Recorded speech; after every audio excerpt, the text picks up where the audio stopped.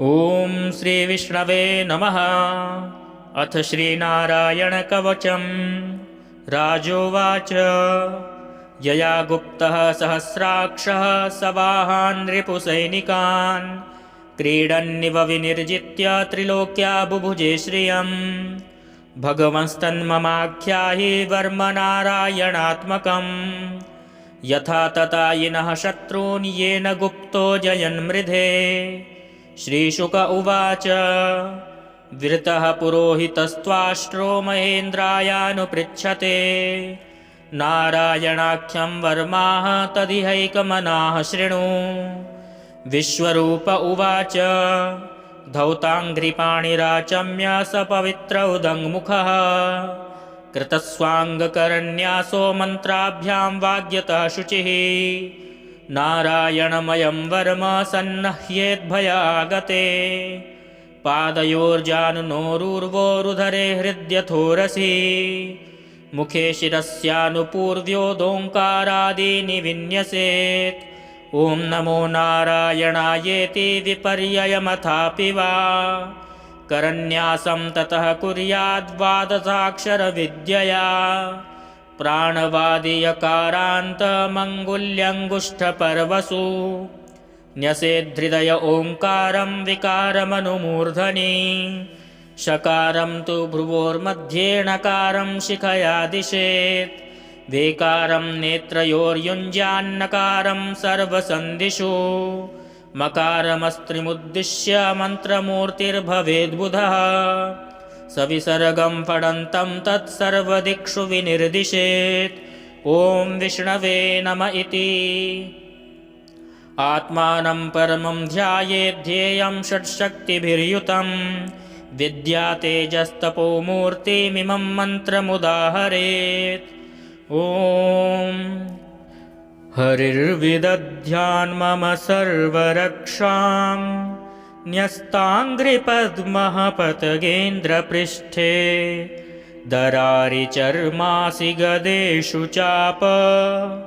पाषाण्दधानोष्ठगुणोष्ठबाहुः। जलेषु मां रक्षतु मत्स्यमूर्तिर्यादो गणेभ्यो वरुणस्य पाशात्। स्थलेषु मायावटुवामनोऽव्यात्। त्रिविक्रमः खेवतु विश्वरूपः।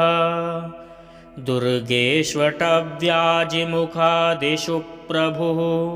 पायान्नृसिंहोऽसुरयूथपारिः। विमुञ्चतो यस्य महाट्टहासं। दिशो विनेदुर्न्यपतश्च गर्भाः। रक्षत्वसौ माध्वनियज्ञकल्पः। स्वदंष्ट्रयोन्नीतधरो वराहः। रामोद्रिकूटेष्वथ विप्रवासे। स लक्ष्मणो व्याद्भरताग्रजोऽस्मान्। मामोग्रधर्मादखिलात् प्रमादात्। नारायणः पातु नरश्च हासात्। दत्तस्त्वयोगादथ योगनाथः। पायाद्गुणेशः कपिलः कर्मबन्धात्। सनत्कुमारो वतु कामदेवाद्धयशीर्षा मां पथि देवहेलनात्। देवर्षिवर्यः पुरुषार्चनान्तरात्। कूर्मो हरिर्मां निरयादशेषात्। धन्वन्तरिर्भगवान् पात्वपथ्याद्। द्वन्द्वाद्भयादृषभो निर्जितात्मा। यज्ञश्च लोकादवताञ्जनान्ताद्। बलो गणात् क्रोधवशादहीन्द्रः। द्वैपायनो भगवान् प्रबोधात्। बुद्धस्तु पाखण्डगणप्रमादात्। कल्किः कलेः कालमलात् प्रपातो। धर्मावनायोरुकृतावतारः। मां केशवो गदया प्रातरव्याद्। गोविन्द आसङ्गवमात्तवेणुः। नारायणः प्राण उदात्तशक्तिर्मध्याह्नदिने विष्णुररीन्द्रपाणिः देवोपराह्ने मधुहोग्रधन्वा सायं त्रिधामावतु माधवो मां दोषे ऋषिकेश उतार्धरात्रे निशीथ एकोऽवतु पद्मनाभः श्रीवत्सधामा पररात्र ईशः प्रत्यूष ईशोऽसिधरो जनार्दनः दामोदरो व्यादनुसन्ध्यं प्रभाते विश्वेश्वरो भगवान् कालमूर्तिः चक्रं युगान्तानलतिग्मनेमि भ्रमत्समन्ताद्भगवत्प्रयुक्तं दन्दग्धिदन्दग्ध्यरिसैन्यमाशु कक्षं यथा वातसखो हुताशः गदेशनिस्पर्शनविस्फुलिङ्गे निष्पिण्ड्यजितप्रियासि कूष्माण्डवैनायकयक्षरक्षो भूतग्रहाश्चूर्णय चूर्णयारीन् त्वं यातु धानप्रमथप्रेतमात्री पिशाच विप्रग्रहघोरदृष्टीन् दरेन्द्रविद्रावय कृष्णपूरितो भीमस्वनोरेर्हृदयानि कम्पयन् त्वं तिग्मधारा शिवरारिसैन्य मीशप्रयुक्तो मम छिन्धि छिन्धि चक्षुंषि चर्मं क्षतचन्द्रछादय द्विषामघूनां हर पापचक्षुषाम् यन्नो भयं ग्रहेभ्यो भूत्केतुभ्यो नृभ्य एव च सरीसृपेभ्यो दंष्ट्रिभ्यो भूतेभ्यो होभ्य एव च सर्वाण्येतानि भगवान् नामरूपास्त्रकीर्तनात् प्रयान्तु संक्षयं सद्यो येनः श्रेयः प्रतीपकाः गरुडो भगवान् स्तोत्रस्तोभश्छन्दोमयः प्रभुः रक्षत्वशेषकृच्छ्रेभ्यो विश्वक्सेनः स्वनामभिः सर्वापद्भ्यो हरेर्नाम रूपयानायुधानिनः बुद्धीन्द्रियमनः प्राणान् पान्तु पार्षदभूषणाः यथा हि भगवानेव वस्तुतः सदसच्चयत् सत्येनानेन नः सर्वे यान्तु नाशमुपद्रवाः यथैकात्मानुभावानां विकल्परहितः स्वयं भूषणायुधलिङ्गाख्या दत्ते शक्तिः स्वमायया तेनैव सत्यमानेन सर्वज्ञो भगवान् हरिः पातु सर्वैः स्वरूपैर्नः सदा सर्वत्र सर्वगः विदिक्षु दिक्षूर्ध्वमधः समन्ता दन्तर्बहिर्भगवान् नारसिंहः प्रहापयं लोकभयं स्वनेन स्वतेजसा ग्रस्तसमस्ततेजाः मघवन्निदमाख्यातं वर्मनारायणात्मकं विजेष्यस्यञ्जसा येन दंशितोऽसुरयूथपान् एतद्धारयमाणस्तु यं यं पश्यति चक्षुषा पदा वा संस्पृशेत् सद्यः साध्वसात् स विमुच्यते न कुतश्चित् भयं तस्य विद्यां धारयतो भवेत् राजदस्युग्रहादिभ्यो व्याघ्रादिभ्यश्च कर्हि चेत् इमां विद्यां पुरा कश्चित् कौशिको धारयन् द्विजः योगधारणया स्वाङ्गं जहौ स मरुधन्वनि तस्योपरि विमानेन गन्धर्वपतिरेकदा ययौ चित्ररथः स्त्रीभिर्वृत्तो यत्र द्विजक्षयः गगनान्यपतत्सद्यः स विमानो ह्यवाक्षिराः सबालखिल्यवचनादस्थीन्यादाय विस्मितः प्रास्य प्राची सरस्वत्यां स्नात्वा धाम स्वमन्वगात् श्रीशुक उवाच य इदं शृणुयात् काले यो धारयति चादृतः तं नमस्यन्ति भूतानि मुच्यते सर्वतो भयात् एतां विद्यामधिगतो विश्वरूपाच्छतक्रतुः त्रैलोक्यलक्ष्मीं बुभुजे विनिर्जित्य मृधेसुरान्। राजोवाच यया गुप्तः सहस्राक्षः सवाहान् रिपुसैनिकान् क्रीडन्निव विनिर्जित्य त्रिलोक्या बुभुजे श्रियम्। भगवंस्तन्ममाख्याहि वर्मनारायणात्मकम् यथा ततायिनः शत्रून् येन गुप्तो जयन्मृधे। श्रीशुक उवाच विरतः पुरोहितस्त्वाष्ट्रो महेन्द्रायानुपृच्छते नारायणाख्यं वर्माः तदिहैकमनाः शृणु। विश्वरूप उवाच धौताङ्घ्रिपाणिराचम्य स पवित्र उदङ्मुखः कृतस्वाङ्गकरन्यासो मन्त्राभ्यां वाग्यतः शुचिः। नारायणमयं वर्म सन्नह्येद्भयागते पादयोर्जानुनोरुर्वोरुधरे हृद्यथोरसि मुखे शिरस्यानुपूर्व्योदोङ्कारादीनि विन्यसेत्। ॐ नमो नारायणायेति विपर्ययमथापि वा करन्यासं ततः कुर्याद्वादशाक्षरविद्यया प्राणवादियकारान्तमङ्गुल्यङ्गुष्ठपर्वसु न्यसेद्धृदय ओङ्कारं विकारमनुमूर्धनि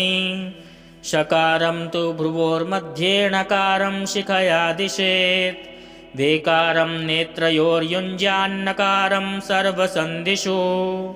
मकारमस्त्रिमुद्दिश्य मन्त्रमूर्तिर्भवेद्बुधः सविसर्गं फडन्तं तत्सर्वदिक्षु विनिर्दिशेत्। ॐ विष्णवे नम इति आत्मानं परमं ध्यायेद्धेयं षट्शक्तिभिर्युतं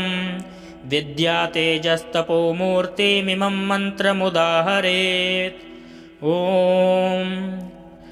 हरिर्विदध्यान् मम सर्वरक्षां न्यस्ताङ्घ्रिपद्मः पतगेन्द्रपृष्ठे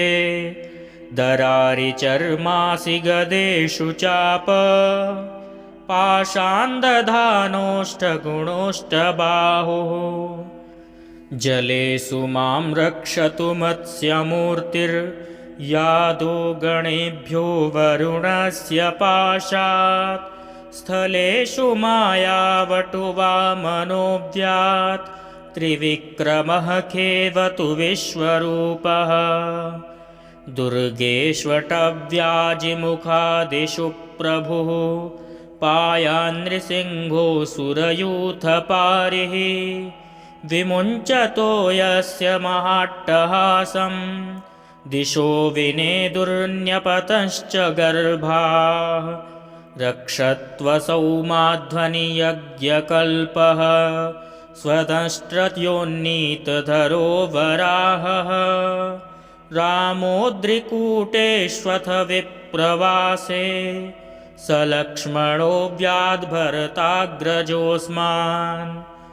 मामोग्रधर्मादखिलात् प्रमादात् नारायणः पातु नरश्च हासात् दत्तस्त्वयोगादथ योगनाथः पायाद्गुणेशः कपिलः कर्मबन्धात् सनत्कुमारो वतु कामदेवाद्धयशीर्षा मां पथि देवहेलनात् देवर्षिवर्यः पुरुषार्चनान्तरात् कूर्मो हरिर्मां निरयादशेषात् धन्वन्तरिर्भगवान् पात्वपथ्याद् द्वन्द्वाद्भयादृषभो निर्जितात्मा यज्ञश्च लोकादवताञ्जनान्ताद् बलो गणात् क्रोधवशादहीन्द्रः द्वैपायनो भगवान् प्रबोधात् बुद्धस्तु पाखण्डगणप्रमादात् कल्किः कलेः कालमलात् प्रपातो धर्मावनायोरुकृतावतारः मां केशवो गदया प्रातरव्याद् गोविन्द आसङ्गपमात्तवेणुः नारायणः प्राण उदात्तशक्तिर्मध्याह्नदिने विष्णुररीन्द्रपाणिः देवोपराह्ने मधुहोग्रधन्वा सायं त्रिधामावतु माधवो मां दोषे ऋषिकेश उतार्धरात्रे निशीथ एकोऽवतु पद्मनाभः श्रीवत्सधामा पररात्र ईशः प्रत्यूष ईशोऽसिधरो जनार्दनः दामोदरो व्यादनुसन्ध्यं प्रभाते विश्वेश्वरो भगवान् कालमूर्तिः चक्रं युगान्तानलतिग्मनेमि भ्रमत्समन्ताद्भगवत्प्रयुक्तं दन्दग्धिदन्दग्ध्यरिसैन्यमाशु कक्षं यथा वातसखो हुताशः गदेशनिस्पर्शनविस्फुलिङ्गे निष्पिण्ड्यजितप्रियासि कूष्माण्डवैनायकयक्षरक्षो भूतग्रहाश्चूर्णय चूर्णयारीन् त्वं यातु धानप्रमथप्रेतमात्री पिशाच विप्रग्रहघोरदृष्टीन् दरेन्द्रविद्रावय कृष्णपूरितो भीमस्वनोरेर्हृदयानि कम्पयन् त्वं तिग्मधारा शिवरारिसैन्य मीशप्रयुक्तो मम छिन्धि छिन्धि चक्षुंषि चर्मं क्षतचन्द्रछादय द्विषामघूनां हर पापचक्षुषाम् यन्नो भयं ग्रहेभ्यो भूत्केतुभ्यो नृभ्य एव च सरीसृपेभ्यो दंष्ट्रिभ्यो भूतेभ्यो होभ्य एव च सर्वाण्येतानि भगवान् नामरूपास्त्रकीर्तनात् प्रयान्तु संक्षयं सद्यो येनः श्रेयः प्रतीपकाः गरुडो भगवान् स्तोत्रस्तोभश्छन्दोमयः प्रभुः रक्षत्वशेषकृच्छ्रेभ्यो विश्वक्सेनः स्वनामभिः सर्वापद्भ्यो हरेर्नाम रूपयानायुधानिनः बुद्धीन्द्रियमनः प्राणान् पान्तु पार्षदभूषणाः यथा हि भगवानेव वस्तुतः सदसच्चयत् सत्येनानेन नः सर्वे यान्तु नाशमुपद्रवाः यथैकात्मानुभावानां विकल्परहितः स्वयं भूषणायुधलिङ्गाख्या धत्ते शक्तिः स्वमायया तेनैव सत्यमानेन सर्वज्ञो भगवान् हरिः पातु सर्वैः स्वरूपैर्नः सदा सर्वत्र सर्वगः विदिक्षु दिक्षूर्ध्वमधः समन्ता दन्तर्बहिर्भगवान् नारसिंहः प्रहापयं लोकभयं स्वनेन स्वतेजसा ग्रस्तसमस्ततेजाः मघवन्निदमाख्यातं वर्मनारायणात्मकं विजेष्यस्यञ्जसा येन दंशितोऽसुरयूथपान् एतद्धारयमाणस्तु यं यं पश्यति चक्षुषा पदा वा संस्पृशेत् सद्यः साध्वसात् स विमुच्यते न कुतश्चिद्भयं तस्य विद्यां धारयतो भवेत् राजदस्युग्रहादिभ्यो व्याघ्रादिभ्यश्च कर्हि चेत् इमां विद्यां पुरा कश्चित् कौशिको धारयन् द्विजः योगधारणया स्वाङ्गं जहौ स मरुधन्वनि तस्योपरि विमानेन गन्धर्वपतिरेकदा ययौ चित्ररथः स्त्रीभिर्वृत्तो यत्र द्विजक्षयः गगनान्यपतत्सद्यः स विमानो ह्यवाक्षिराः सबालखिल्यवचनादस्थीन्यादाय विस्मितः प्रास्य प्राची सरस्वत्यां स्नात्वा धाम स्वमन्वगात् श्रीशुक उवाच य इदं शृणुयात् काले यो धारयति चादृतः तं नमस्यन्ति भूतानि मुच्यते सर्वतो भयात् एतां विद्यामधिगतो विश्वरूपाच्छतक्रतुः त्रैलोक्यलक्ष्मीं बुभुजे विनिर्जित्य मृधे सुरान्। राजोवाच यया गुप्तः सहस्राक्षः सवाहान् रिपुसैनिकान् क्रीडन्निव विनिर्जित्य त्रिलोक्या बुभुजे श्रियम्। भगवंस्तन्ममाख्याहि वर्मनारायणात्मकम् यथा ततायिनः शत्रून् येन गुप्तो जयन्मृधे। श्रीशुक उवाच विरतः पुरोहितस्त्वाष्ट्रो महेन्द्रायानुपृच्छते नारायणाख्यं वर्माः तदिहैकमनाः शृणु। विश्वरूप उवाच धौताङ्घ्रिपाणिराचम्य स पवित्र उदङ्मुखः कृतस्वाङ्गकरन्यासो मन्त्राभ्यां वाग्यतः शुचिः। नारायणमयं वर्म सन्नह्येद्भयागते पादयोर्जानुनोरुर्वोरुधरे हृद्यथोरसि मुखे शिरस्यानुपूर्व्योदोङ्कारादीनि विन्यसेत्। ॐ नमो नारायणायेति विपर्ययमथापि वा करन्यासं ततः कुर्याद्वादशाक्षरविद्यया प्राणवादियकारान्तमङ्गुल्यङ्गुष्ठपर्वसु न्यसेद्धृदय ओङ्कारं विकारमनुमूर्धनि शकारं तु भ्रुवोर्मध्ये णकारं शिखया दिशेत् वेकारं नेत्रयोर्युञ्ज्यान्नकारं सर्वसन्धिषु मकारमस्त्रिमुद्दिश्य मन्त्रमूर्तिर्भवेद्बुधः सविसर्गं फडन्तं तत्सर्वदिक्षु विनिर्दिशेत्। ॐ विष्णवे नम इति आत्मानं परमं ध्यायेद्धेयं षट्शक्तिभिर्युतं विद्या तेजस्तपो मूर्तिमिमं मन्त्रमुदाहरेत्। ॐ हरिर्विदध्यान् मम सर्वरक्षां न्यस्ताङ्घ्रिपद्मः पतगेन्द्रपृष्ठे दरारिचर्मासि गदेषु चाप पाषाण्दधानोष्ठगुणोष्ठबाहुः जलेषु मां रक्षतु मत्स्यमूर्तिर्यादो गणेभ्यो वरुणस्य पाशात् स्थलेषु मायावटुवामनोऽव्यात् त्रिविक्रमः खेवतु विश्वरूपः दुर्गेष्वटव्याजिमुखादिषु प्रभुः पायान्नृसिंहोऽसुरयूथपारिः विमुञ्चतो यस्य महाट्टहासं दिशो विनेदुर्न्यपतश्च गर्भाः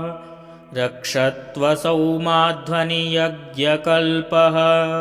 स्वदंष्ट्रयोन्नीतधरो वराहः रामोद्रिकूटेष्वथ विप्रवासे स लक्ष्मणो व्याद्भरताग्रजोऽस्मान् मामोग्रधर्मादखिलात् प्रमादात् नारायणः पातु नरश्च हासात् दत्तस्त्वयोगादथ योगनाथः पायाद्गुणेशः कपिलः कर्मबन्धात् सनत्कुमारो वतु कामदेवाद्धयशीर्षा मां पथि देवहेलनात् देवर्षिवर्यः पुरुषार्चनान्तरात् कूर्मो हरिर्मां निरयादशेषात्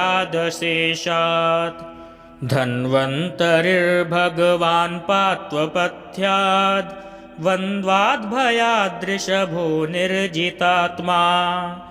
यज्ञश्च लोकादवताञ्जनान्ताद् बलो गणात् क्रोधवशादहीन्द्रः द्वैपायनो भगवान् प्रबोधात् बुद्धस्तु पाखण्डगणप्रमादात् कल्किः कलेः कालमलात् प्रपातो धर्मावनायोरुकृतावतारः मां केशवो गदया प्रातरव्याद् गोविन्द आसङ्गवमात्तवेणुः नारायणः प्राण उदात्तशक्तिर्मध्याह्नदिने विष्णुररीन्द्रपाणिः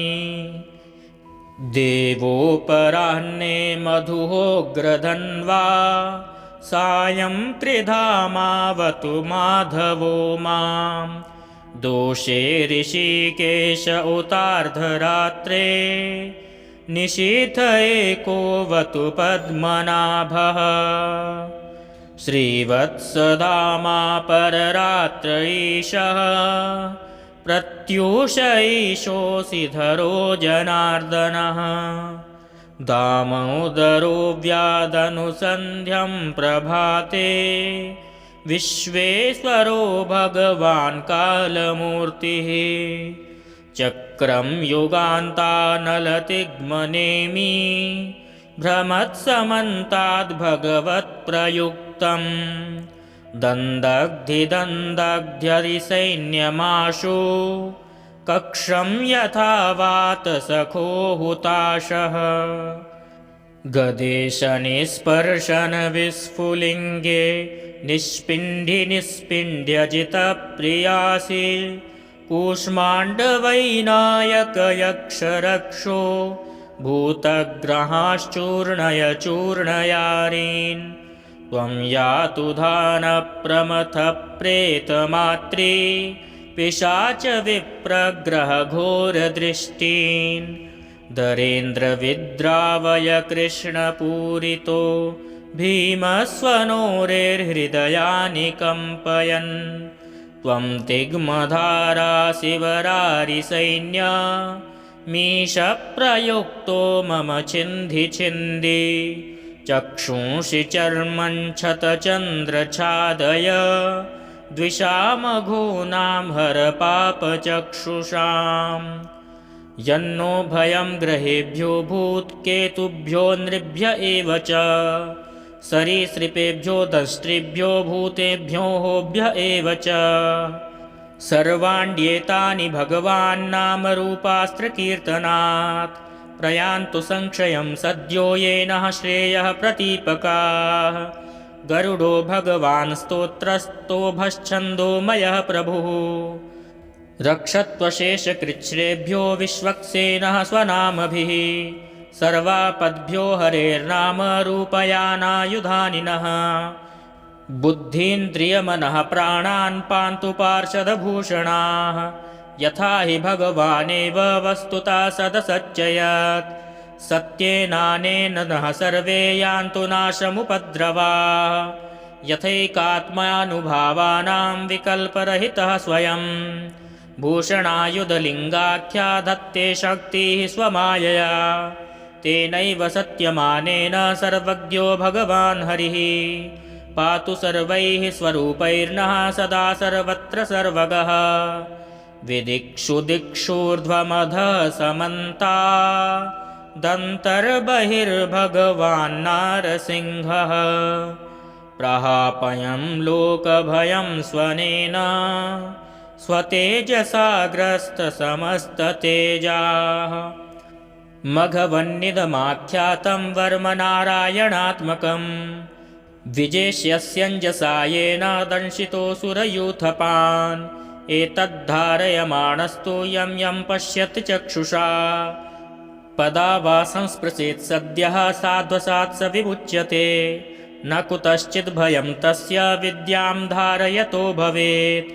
राजदस्युग्रहादिभ्यो व्याघ्रादिभ्यश्च कर्हि चेत् इमां विद्यां पुरा कश्चित् कौशिको धारयन् द्विजः योगधारणया स्वाङ्गं जहौ स मरुधन्वनि तस्योपरि विमानेन गन्धर्वपतिरेकदा ययौ चित्ररथः स्त्रीभिर्वृत्तो यत्र द्विजक्षयः गगनान्यपतत्सद्यः स विमानो ह्यवाक्षिराः सबालखिल्यवचनादस्थीन्यादाय विस्मितः प्रास्य प्राची सरस्वत्यां स्नात्वा धाम स्वमन्वगात् श्रीशुक उवाच य इदं शृणुयात् काले यो धारयति चादृतः तं नमस्यन्ति भूतानि मुच्यते सर्वतो भयात्। एतां विद्यामधिगतो विश्वरूपाच्छतक्रतुः त्रैलोक्यलक्ष्मीं बुभुजे विनिर्जित्य मृधेसुरान् राजोवाच यया गुप्तः सहस्राक्षः सवाहान् रिपुसैनिकान् क्रीडन्निव विनिर्जित्य त्रिलोक्या बुभुजे श्रियम् भगवंस्तन्ममाख्याहि वर्मनारायणात्मकम् यथा ततायिनः शत्रून् येन गुप्तो जयन्मृधे। श्रीशुक उवाच विरतः पुरोहितस्त्वाष्ट्रो महेन्द्रायानुपृच्छते नारायणाख्यं वर्माः तदिहैकमनाः शृणु। विश्वरूप उवाच धौताङ्घ्रिपाणिराचम्य स पवित्र उदङ्मुखः कृतस्वाङ्गकरन्यासो मन्त्राभ्यां वाग्यतः शुचिः नारायणमयं वर्म सन्नह्येद्भयागते पादयोर्जानुनोरुर्वोरुधरे हृद्यथोरसि मुखे शिरस्यानुपूर्व्योदोङ्कारादीनि विन्यसेत्। ॐ नमो नारायणायेति विपर्ययमथापि वा करन्यासं ततः कुर्याद्वादशाक्षरविद्यया प्राणवादियकारान्तमङ्गुल्यङ्गुष्ठपर्वसु न्यसेद्धृदय ओङ्कारं विकारमनुमूर्धनि शकारं तु भ्रुवोर्मध्ये णकारं शिखया दिशेत् वेकारं नेत्रयोर्युञ्ज्यान्नकारं सर्वसन्धिषु मकारमस्त्रिमुद्दिश्य मन्त्रमूर्तिर्भवेद्बुधः सविसर्गं फडन्तं तत्सर्वदिक्षु विनिर्दिशेत्। ॐ विष्णवे नम इति आत्मानं परमं ध्यायेद्धेयं षट्शक्तिभिर्युतं विद्या तेजस्तपो मूर्तिमिमं मन्त्रमुदाहरेत्। ॐ हरिर्विदध्यान्मम सर्वरक्षां न्यस्ताङ्घ्रिपद्मः पतगेन्द्रपृष्ठे दरारिचर्मासि गदेषु चाप पाषाण्दधानोष्ठगुणोष्ठबाहुः जलेषु मां रक्षतु मत्स्यमूर्तिर्यादो गणेभ्यो वरुणस्य पाशात् स्थलेषु मायावटुवामनोऽव्यात् त्रिविक्रमः खेवतु विश्वरूपः दुर्गेष्वटव्याजिमुखादिषु प्रभुः पायान्नृसिंहोऽसुरयूथपारिः विमुञ्चतो यस्य महाट्टहासं दिशो विनेदुर्न्यपतश्च गर्भाः रक्षत्वसौ माध्वनियज्ञकल्पः स्वतष्ट्रयोन्नीतधरो वराहः रामोद्रिकूटेष्वथ विप्रवासे स लक्ष्मणो व्याद्भरताग्रजोऽस्मान् मामोग्रधर्मादखिलात् प्रमादात् नारायणः पातु नरश्च हासात् दत्तस्त्वयोगादथ योगनाथः पायाद्गुणेशः कपिलः कर्मबन्धात् सनत्कुमारो वतु कामदेवाद्धयशीर्षा मां पथि देवहेलनात् देवर्षिवर्यः पुरुषार्चनान्तरात् कूर्मो हरिर्मां निरयादशेषात् धन्वन्तरिर्भगवान् पात्वपथ्याद् वन्द्वाद्भयादृषभो निर्जितात्मा यज्ञश्च लोकादवताञ्जनान्ताद् बलो गणात् क्रोधवशादहीन्द्रः द्वैपायनो भगवान् प्रबोधात् बुद्धस्तु पाखण्डगणप्रमादात् कल्किः कलेः कालमलात् प्रपातु धर्मावनायोरुकृतावतारः मां केशवो गदया प्रातरव्याद् गोविन्द आसङ्गवमात्तवेणुः नारायणः प्राण उदात्तशक्तिर्मध्याह्नदिने विष्णुररीन्द्रपाणिः देवोपराह्ने मधुहोग्रधन्वा सायं त्रिधामावतु माधवो मां दोषे ऋषिकेश उतार्धरात्रे निशीथ एकोऽवतु पद्मनाभः श्रीवत्सधामा पररात्र ईशः प्रत्यूष ईशोऽसिधरो जनार्दनः दामोदरो व्यादनुसन्ध्यं प्रभाते विश्वेश्वरो भगवान् कालमूर्तिः चक्रं युगान्तानलतिग्मनेमि भ्रमत्समन्ताद्भगवत्प्रयुक्तं दन्दग्धिदन्दग्ध्यरिसैन्यमाशु कक्षं यथा वातसखो हुताशः गदेशनिस्पर्शनविस्फुलिङ्गे निष्पिण्ड्यजितप्रियासि कूष्माण्डवैनायकयक्षरक्षो भूतग्रहाश्चूर्णय चूर्णयारीन् त्वं यातु धानप्रमथप्रेतमात्री पिशाच विप्रग्रहघोरदृष्टीन् दरेन्द्रविद्रावय कृष्णपूरितो भीमस्वनोरेर्हृदयानि कम्पयन् त्वं तिग्मधारा शिवरारिसैन्य मीशप्रयुक्तो मम छिन्धि छिन्धि चक्षुंषि चर्मं क्षतचन्द्रछादय द्विषामघूनां हर पापचक्षुषाम् यन्नो भयं ग्रहेभ्यो भूत्केतुभ्यो नृभ्य एव च सरीसृपेभ्यो दंष्ट्रिभ्यो भूतेभ्यो होभ्य एव च सर्वाण्येतानि भगवान् नामरूपास्त्रकीर्तनात् प्रयान्तु संक्षयं सद्यो येनः श्रेयः प्रतीपकाः गरुडो भगवान् स्तोत्रस्तोभश्छन्दोमयः प्रभुः रक्षत्वशेषकृच्छ्रेभ्यो विश्वक्सेनः स्वनामभिः सर्वापद्भ्यो हरेर्नाम रूपयानायुधानिनः बुद्धीन्द्रियमनः प्राणान् पान्तु पार्षदभूषणाः यथा हि भगवानेव वस्तुतः सदसच्चयत् सत्येनानेन नः सर्वे यान्तु नाशमुपद्रवाः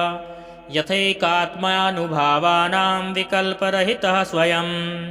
भूषणायुधलिङ्गाख्या धत्ते शक्तिः स्वमायया तेनैव सत्यमानेन सर्वज्ञो भगवान् हरिः पातु सर्वैः स्वरूपैर्नः सदा सर्वत्र सर्वगः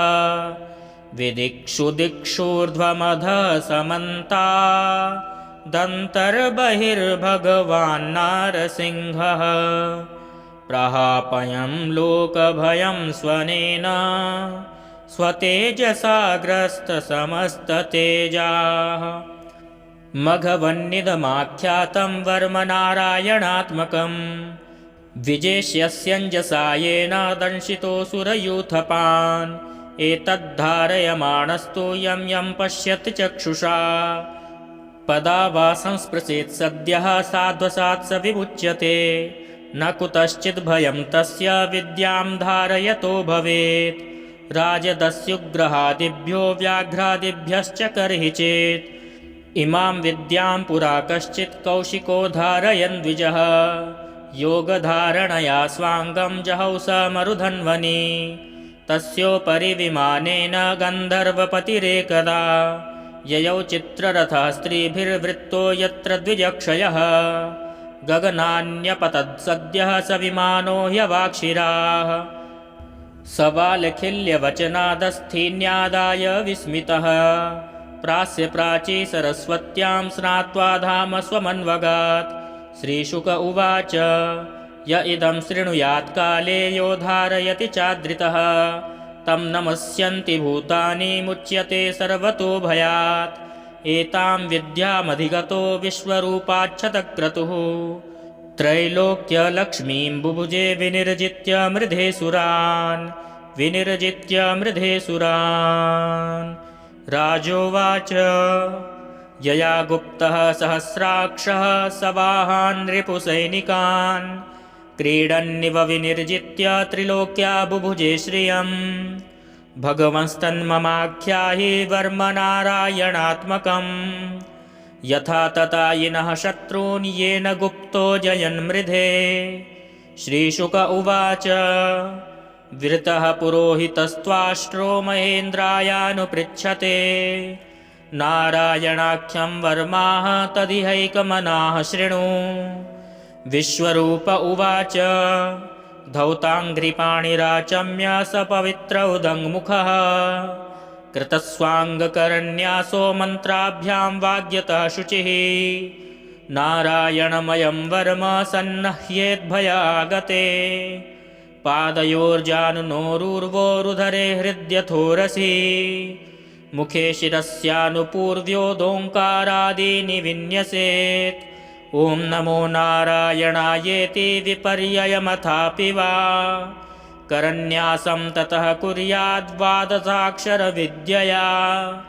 प्राणवादियकारान्तमङ्गुल्यङ्गुष्ठपर्वसु न्यसेद्धृदय ओङ्कारं विकारमनुमूर्धनि शकारं तु भ्रुवोर्मध्ये णकारं शिखया दिशेत् वेकारं नेत्रयोर्युञ्ज्यान्नकारं सर्वसन्धिषु मकारमस्त्रिमुद्दिश्य मन्त्रमूर्तिर्भवेद्बुधः सविसर्गं फडन्तं तत्सर्वदिक्षु विनिर्दिशेत् ॐ विष्णवे नम इति आत्मानं परमं ध्यायेद्धेयं षट्शक्तिभिर्युतं विद्यातेजस्तपो मूर्तिमिमं मन्त्रमुदाहरेत् ॐ हरिर्विदध्यान्मम सर्वरक्षां न्यस्ताङ्घ्रिपद्मः पतगेन्द्रपृष्ठे दरारिचर्मासि गदेषु चाप पाषाण्दधानोष्ठगुणोष्ठबाहुः जलेषु मां रक्षतु मत्स्यमूर्तिर्यादो गणेभ्यो वरुणस्य पाशात् स्थलेषु मायावटुवामनोऽव्यात् त्रिविक्रमः खेवतु विश्वरूपः दुर्गेष्वटव्याजिमुखादिषु प्रभुः पायान्नृसिंहोऽसुरयूथपारिः विमुञ्चतो यस्य महाट्टहासं दिशो विनेदुर्न्यपतश्च गर्भाः रक्षत्वसौ माध्वनियज्ञकल्पः स्वतष्ट्रयोन्नीतधरो वराहः रामोद्रिकूटेष्वथ विप्रवासे स लक्ष्मणो व्याद्भरताग्रजोऽस्मान्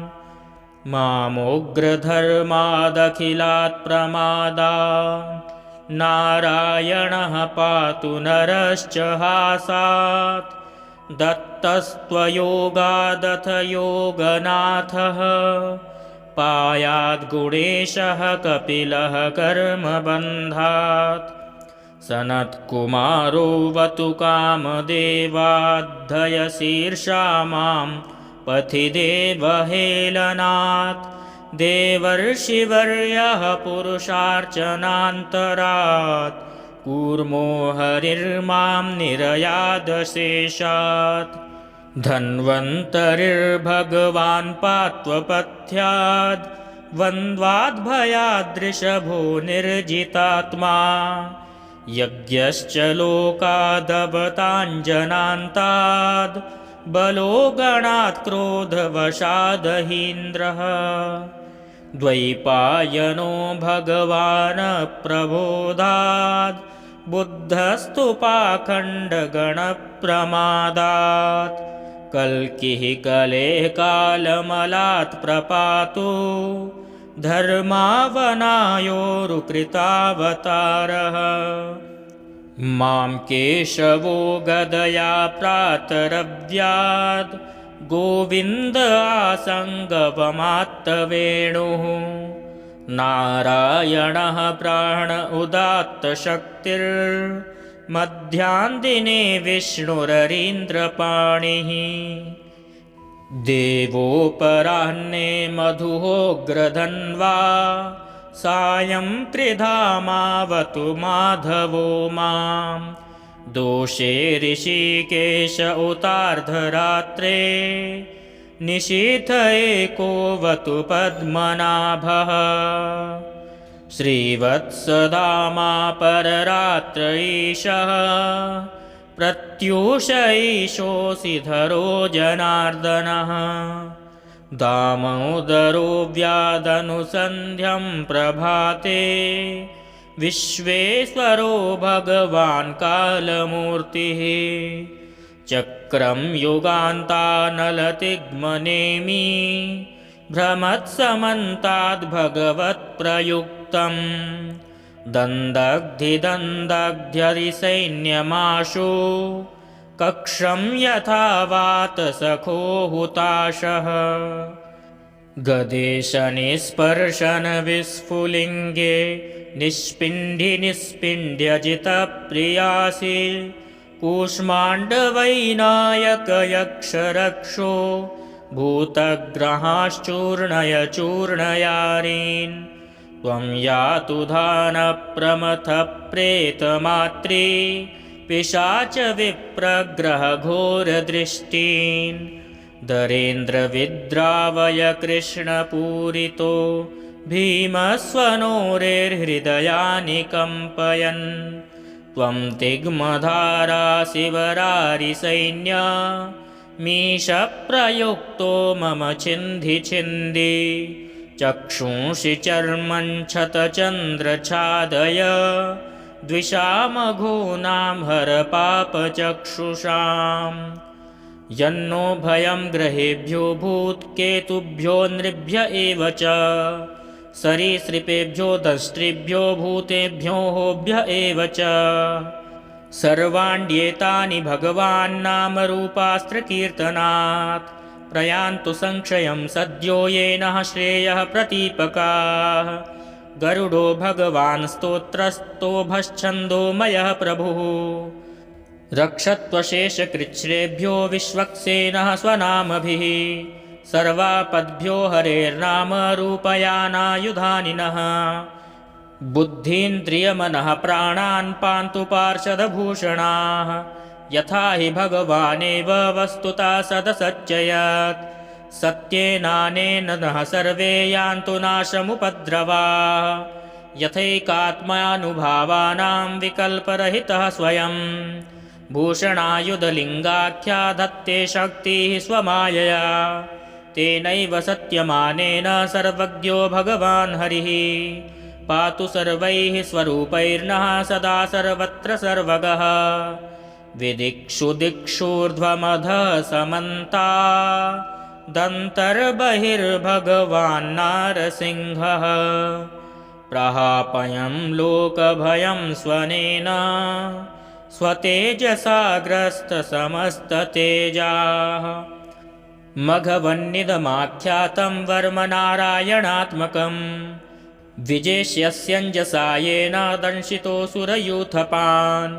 एतद्धारयमाणस्तु यं यं पश्यति चक्षुषा पदा वा संस्पृशेत् सद्यः साध्वसात् स विमुच्यते न कुतश्चिद्भयं तस्य विद्यां धारयतो भवेत् राजदस्युग्रहादिभ्यो व्याघ्रादिभ्यश्च कर्हि चेत् इमां विद्यां पुरा कश्चित् कौशिको धारयन् द्विजः योगधारणया स्वाङ्गं जहौ स मरुधन्वनि तस्योपरि विमानेन गन्धर्वपतिरेकदा ययौ चित्ररथः स्त्रीभिर्वृत्तो यत्र द्विजक्षयः गगनान्यपतत्सद्यः स विमानो ह्यवाक्षिराः सबालखिल्यवचनादस्थीन्यादाय विस्मितः प्रास्य प्राची सरस्वत्यां स्नात्वा धाम स्वमन्वगात्। श्रीशुक उवाच य इदं शृणुयात् काले यो धारयति चादृतः तं नमस्यन्ति भूतानि मुच्यते सर्वतो भयात्। एतां विद्यामधिगतो विश्वरूपाच्छतक्रतुः त्रैलोक्यलक्ष्मीं बुभुजे विनिर्जित्य मृधे सुरान्। राजोवाच यया गुप्तः सहस्राक्षः सवाहान् रिपुसैनिकान् क्रीडन्निव विनिर्जित्य त्रिलोक्या बुभुजे श्रियम्। भगवंस्तन्ममाख्याहि वर्मनारायणात्मकम् यथा ततायिनः शत्रून् येन गुप्तो जयन्मृधे। श्रीशुक उवाच विरतः पुरोहितस्त्वाष्ट्रो महेन्द्रायानुपृच्छते नारायणाख्यं वर्माः तदिहैकमनाः शृणु। विश्वरूप उवाच धौताङ्घ्रिपाणिराचम्य स पवित्र उदङ्मुखः कृतस्वाङ्गकरन्यासो मन्त्राभ्यां वाग्यतः शुचिः। नारायणमयं वर्म सन्नह्येद्भयागते पादयोर्जानुनोरुर्वोरुधरे हृद्यथोरसि मुखे शिरस्यानुपूर्व्योदोङ्कारादीनि विन्यसेत्। ॐ नमो नारायणायेति विपर्ययमथापि वा करन्यासं ततः कुर्याद्वादशाक्षरविद्यया प्राणवादियकारान्तमङ्गुल्यङ्गुष्ठपर्वसु न्यसेद्धृदय ओङ्कारं विकारमनुमूर्धनि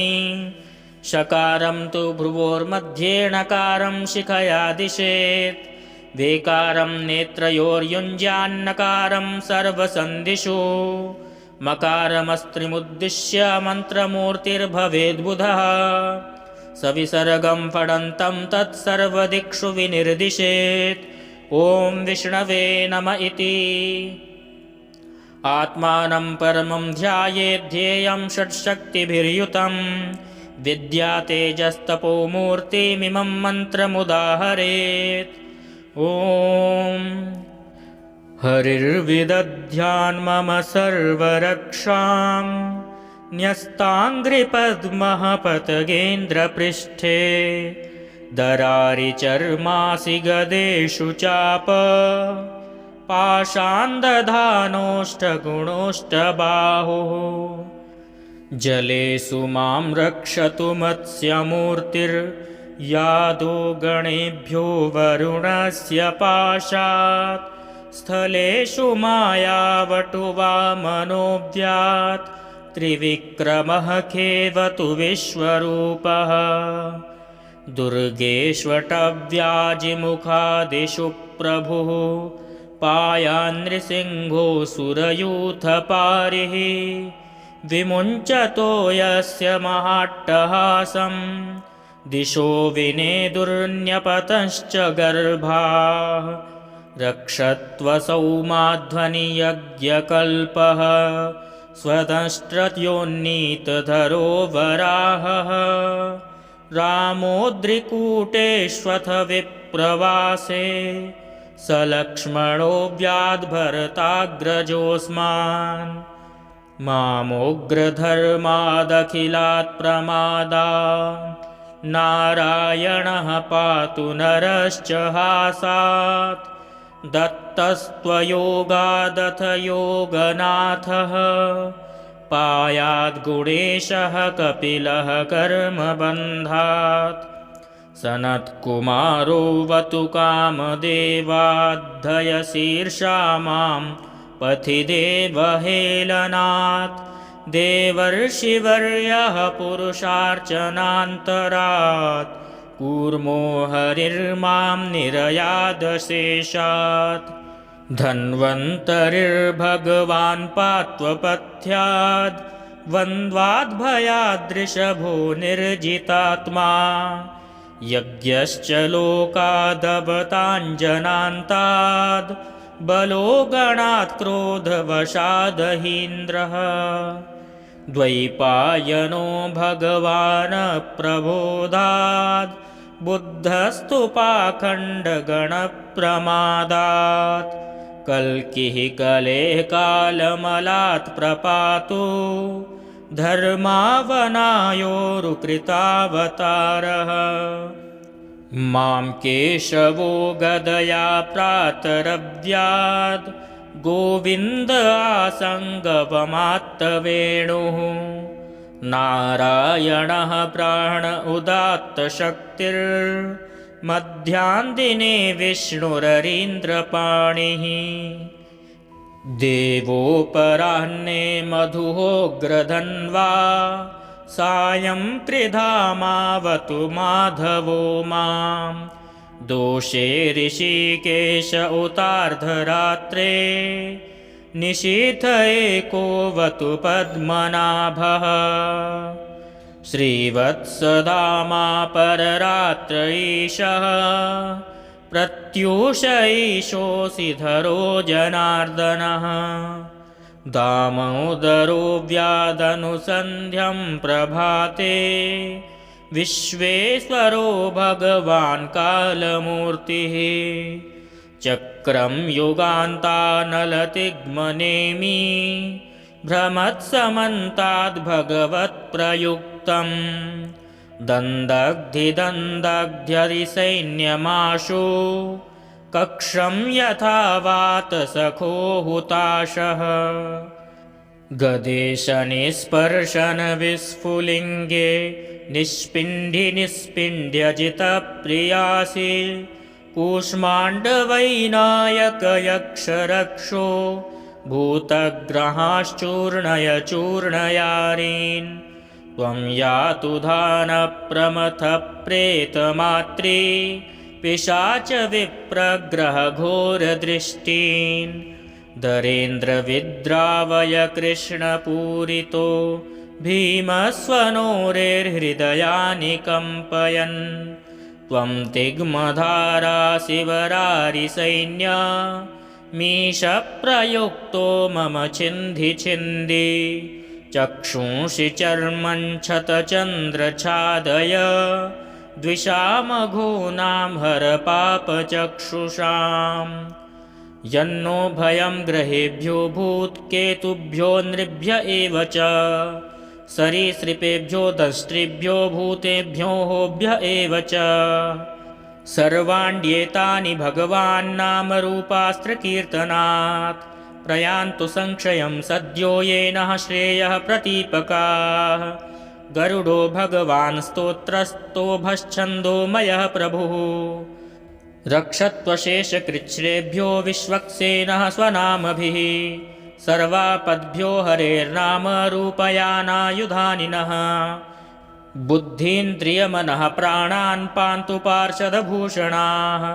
यथा हि भगवानेव वस्तुतः सदसच्चयत् सत्येनानेन नः सर्वे यान्तु नाशमुपद्रवाः यथैकात्मानुभावानां विकल्परहितः स्वयं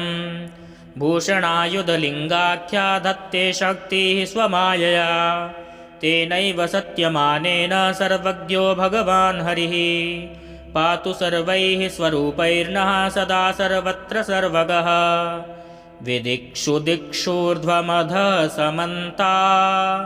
दन्तर्बहिर्भगवान् नारसिंहः प्रहापयं लोकभयं स्वनेन स्वतेजसा ग्रस्तसमस्ततेजाः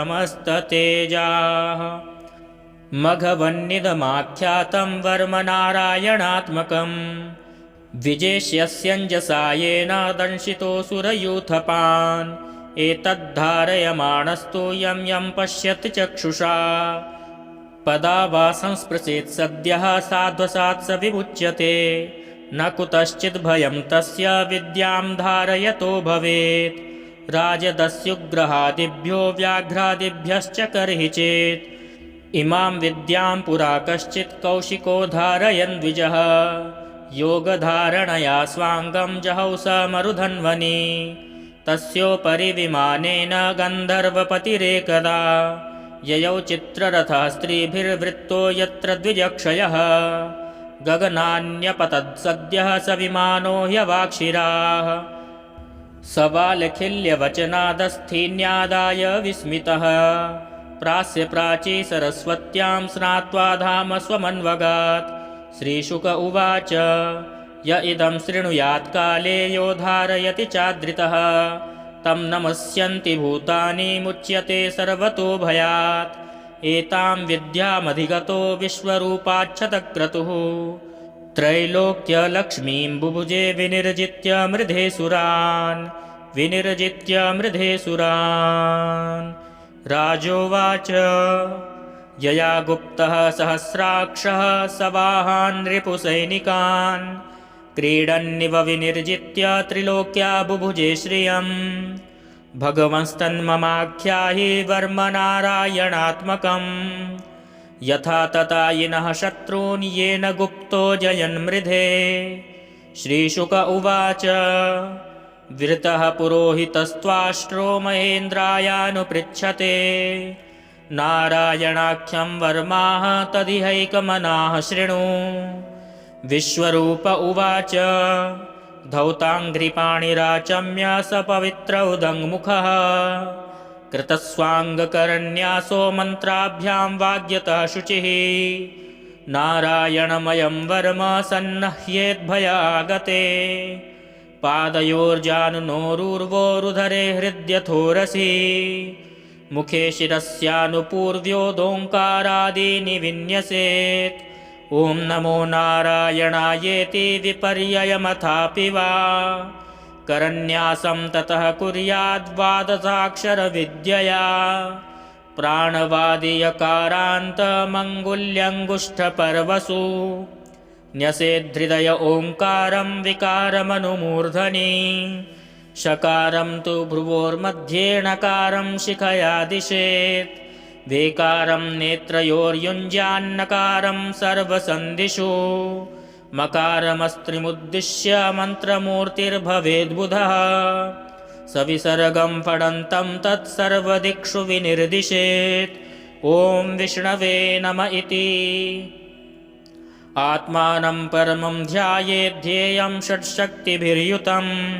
विद्या तेजस्तपो मूर्तिमिमं मन्त्रमुदाहरेत्। ॐ हरिर्विदध्यान् मम सर्वरक्षां न्यस्ताङ्घ्रिपद्मः पतगेन्द्रपृष्ठे दरारिचर्मासि गदेषु चाप पाषाण्दधानोष्ठगुणोष्ठबाहुः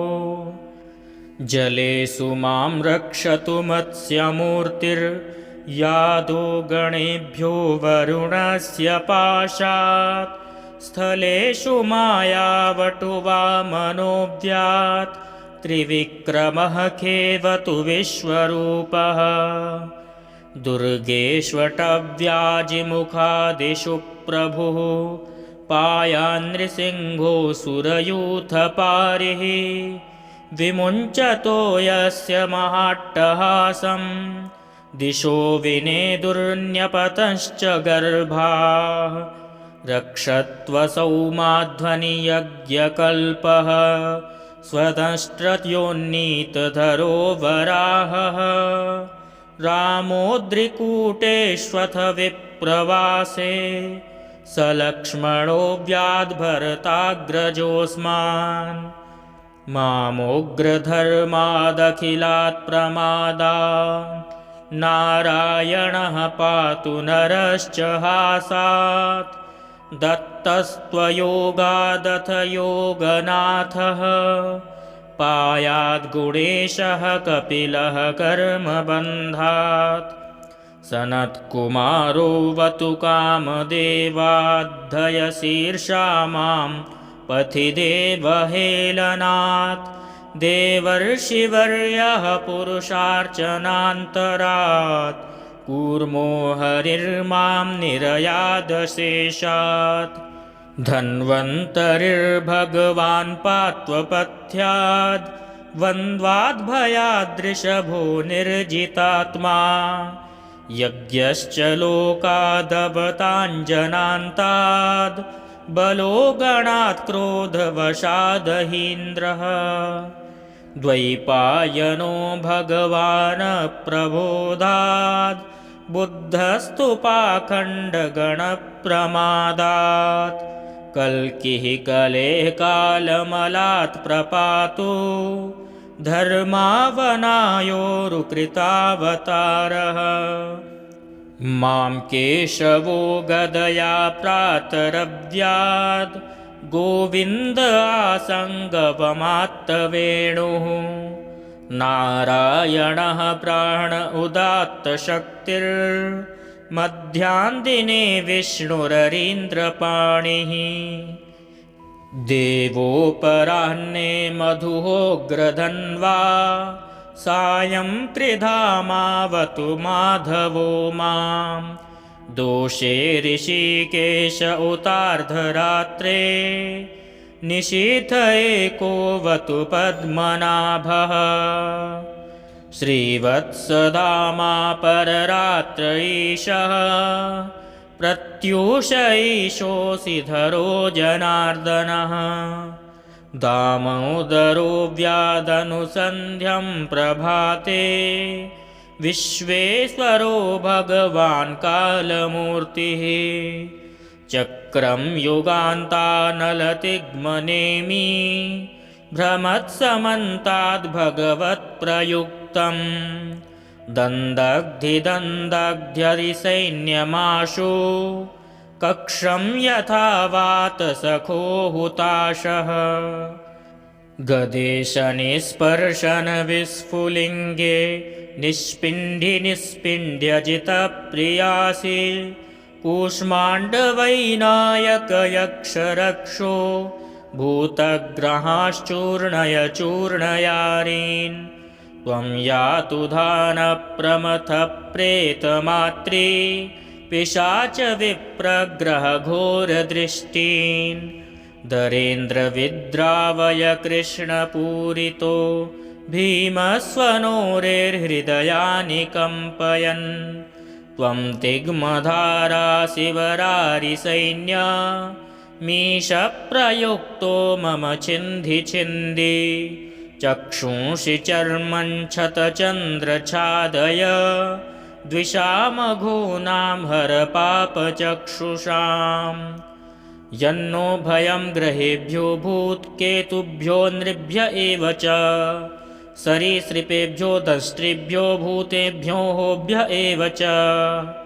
सर्वाण्येतानि भगवान् नामरूपास्त्रकीर्तनात् प्रयान्तु संक्षयं सद्यो येनः श्रेयः प्रतीपकाः गरुडो भगवान् स्तोत्रस्तोभश्छन्दोमयः प्रभुः रक्षत्वशेषकृच्छ्रेभ्यो विश्वक्सेनः स्वनामभिः सर्वापद्भ्यो हरेर्नाम रूपयानायुधानिनः बुद्धीन्द्रियमनः प्राणान् पान्तु पार्षदभूषणाः यथा हि भगवानेव वस्तुतः सदसच्चयत् सत्येनानेन नः सर्वे यान्तु नाशमुपद्रवाः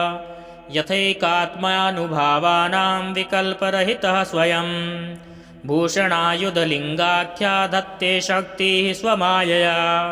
तेनैव सत्यमानेन सर्वज्ञो भगवान् हरिः पातु सर्वैः स्वरूपैर्नः सदा सर्वत्र सर्वगः विदिक्षु दिक्षूर्ध्वमधः समन्ता दन्तर्बहिर्भगवान् नारसिंहः प्रहापयं लोकभयं स्वनेन स्वतेजसा ग्रस्तसमस्ततेजाः मघवन्निदमाख्यातं वर्मनारायणात्मकं विजेष्यस्यञ्जसा येन दंशितोऽसुरयूथपान् एतद्धारयमाणस्तु यं यं पश्यति चक्षुषा पदा वा संस्पृशेत् सद्यः साध्वसात् स विमुच्यते न कुतश्चिद्भयं तस्य विद्यां धारयतो भवेत् राजदस्युग्रहादिभ्यो व्याघ्रादिभ्यश्च कर्हि चेत् इमां विद्यां पुरा कश्चित् कौशिको धारयन् द्विजः योगधारणया स्वाङ्गं जहौ स मरुधन्वनि तस्योपरि विमानेन गन्धर्वपतिरेकदा ययौ चित्ररथः स्त्रीभिर्वृत्तो यत्र द्विजक्षयः गगनान्यपतत्सद्यः स विमानो ह्यवाक्षिराः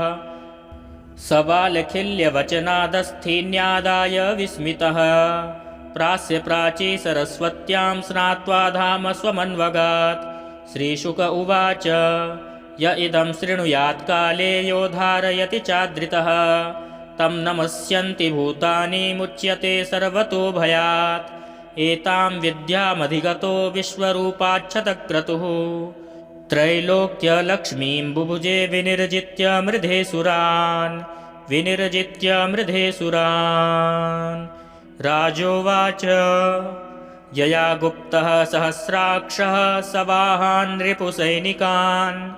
क्रीडन्निव विनिर्जित्य त्रिलोक्या बुभुजे श्रियम्। भगवंस्तन्ममाख्याहि वर्मनारायणात्मकम् यथा ततायिनः शत्रून् येन गुप्तो जयन्मृधे। श्रीशुक उवाच विरतः पुरोहितस्त्वाष्ट्रो महेन्द्रायानुपृच्छते नारायणाख्यं वर्माः तदिहैकमनाः शृणु। विश्वरूप उवाच धौताङ्घ्रिपाणिराचम्य स पवित्र उदङ्मुखः कृतस्वाङ्गकरन्यासो मन्त्राभ्यां वाग्यतः शुचिः। नारायणमयं वर्म सन्नह्येद्भयागते पादयोर्जानुनोरुर्वोरुधरे हृद्यथोरसि मुखे शिरस्यानुपूर्व्योदोङ्कारादीनि विन्यसेत्। ॐ नमो नारायणायेति विपर्ययमथापि वा करन्यासं ततः कुर्याद्वादशाक्षरविद्यया प्राणवादियकारान्तमङ्गुल्यङ्गुष्ठपर्वसु न्यसेद्धृदय ओङ्कारं विकारमनुमूर्धनि शकारं तु भ्रुवोर्मध्ये णकारं शिखया दिशेत् वेकारं नेत्रयोर्युञ्ज्यान्नकारं सर्वसन्धिषु मकारमस्त्रिमुद्दिश्य मन्त्रमूर्तिर्भवेद्बुधः सविसर्गं फडन्तं तत्सर्वदिक्षु विनिर्दिशेत्। ॐ विष्णवे नम इति आत्मानं परमं ध्यायेद्धेयं षट्शक्तिभिर्युतं विद्या तेजस्तपो मूर्तिमिमं मन्त्रमुदाहरेत्। ॐ हरिर्विदध्यान्मम सर्वरक्षां न्यस्ताङ्घ्रिपद्मः पतगेन्द्रपृष्ठे दरारिचर्मासि गदेषु चाप पाषाण्दधानोष्ठगुणोष्ठबाहुः जलेषु मां रक्षतु मत्स्यमूर्तिर्यादो गणेभ्यो वरुणस्य पाशात् स्थलेषु मायावटुवामनोऽव्यात् त्रिविक्रमः खेवतु विश्वरूपः दुर्गेष्वटव्याजिमुखादिषु प्रभुः पायान्नृसिंहोऽसुरयूथपारिः विमुञ्चतो यस्य महाट्टहासं दिशो विनेदुर्न्यपतश्च गर्भाः रक्षत्वसौ माध्वनियज्ञकल्पः स्वतष्ट्रयोन्नीतधरो वराहः रामोद्रिकूटेष्वथ विप्रवासे स लक्ष्मणो व्याद्भरताग्रजोऽस्मान् मामोग्रधर्मादखिलात् प्रमादात् नारायणः पातु नरश्च हासात् दत्तस्त्वयोगादथ